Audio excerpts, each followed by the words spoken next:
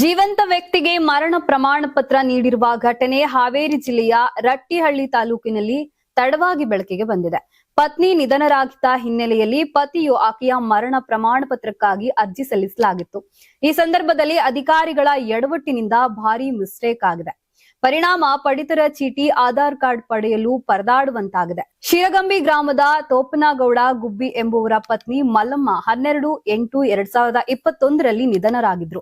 ಬಳಿಕ ತೋಪನಗೌಡ ಅವರು ಪತ್ನಿಯ ಮರಣ ಪ್ರಮಾಣ ಪತ್ರಕ್ಕಾಗಿ ಅರ್ಜಿ ಸಲ್ಲಿಸಿದ್ರು.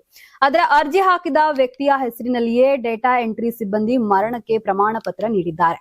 2021ರಲ್ಲಿ ಈ ಅಚಾತುರ್ಯ ನಡೆದಿದ್ದು 5 ವರ್ಷದ ನಂತರ ಬೆಳಕಿಗೆ ಬಂದಿದೆ. ರಟ್ಟಿಹಳ್ಳಿ ತಹಶೀಲ್ದಾರ್ ಕಚೇರಿ ಸಿಬ್ಬಂದಿ ಎಡವಟ್ಟಿನಿಂದ ಈ ರೀತಿಯಾಗಿದೆ. ತಮಗೆ ಮರಣ ಪ್ರಮಾಣ ಪತ್ರ ನೀಡಿದ್ದರಿಂದ ರೇಷನ್ ಕಾರ್ಡ್ ರದ್ದಾಗಿದೆ. ಅಲ್ಲದೆ ಸರ್ಕಾರದ ಯಾವುದೇ ಯೋಜನೆ ಬರುತ್ತಿಲ್ಲ ಎಂದು ತೋಪನಗೌಡ ಆಕ್ರೋಶ ವ್ಯಕ್ತಪಡಿಸಿದ್ದಾರೆ. ನಾನು ತೋಪನಗೌಡ ಬಸಪ್ಪ ಗುಬ್ಬಿರಿ, ನಮ್ಮ ಪತ್ನಿ ಮಲ್ಲಮ್ಮ ತೋಪನಗೌಡ ಗುಬ್ಬಿ ತೀರ್ಕೊಂಡ್ರಿ. ಮಲ್ಲಮ್ಮ ತೋಪನಗೌಡ ಗುಬ್ಬಿ ಮರಣೋತ್ತರ ಕೊಡೋದು ಹೋಗಿರಿ. ತೋಪನಗೌಡ ಬಸಪ್ಪ ಗುಬ್ಬಿ ಮರಣೋತ್ತರ ಕೊಟ್ಟಿದ್ರಿ. ಆದ ಕಾರಣ ಮತ್ತೆ ಅರ್ಜಿ ಕೊಟ್ಟು ಮಲ್ಲಮ್ಮ ತೋಪನಗೌಡ ಗುಬ್ಬಿ ತೀರ್ಕೊಂಡಾರಂತ ಅರ್ಜಿ ಕೊಟ್ರಿ. ಆ ಅರ್ಜಿ ಅವಾಗ ಮಾಡ್ಯಾರಿ. ಆದ್ರೆ ನಂದು ತೆಗ್ದೇ ಅಲ್ರಿ, ಅದು ಹೆಸರು ನಂದು ಮರಣೋತ್ತರ ಇದು ಮಾಡಿಬಿಟ್ಟಾರಿ. ಆದ ಕಾರಣ ನಂದು ರೇಷನ್ ಕಾರ್ಡ್ ರದ್ದಾಗೈತ್ರಿ. ಆಮೇಲೆ FID ಮೊನ್ನೆ ಇದಕ್ಕೆ ಹೋದ ಕೃಷಿ ಆಫೀಸ್ಗೆ FIDನೂ ತಗೊಂಡಿಲ್ರಿ.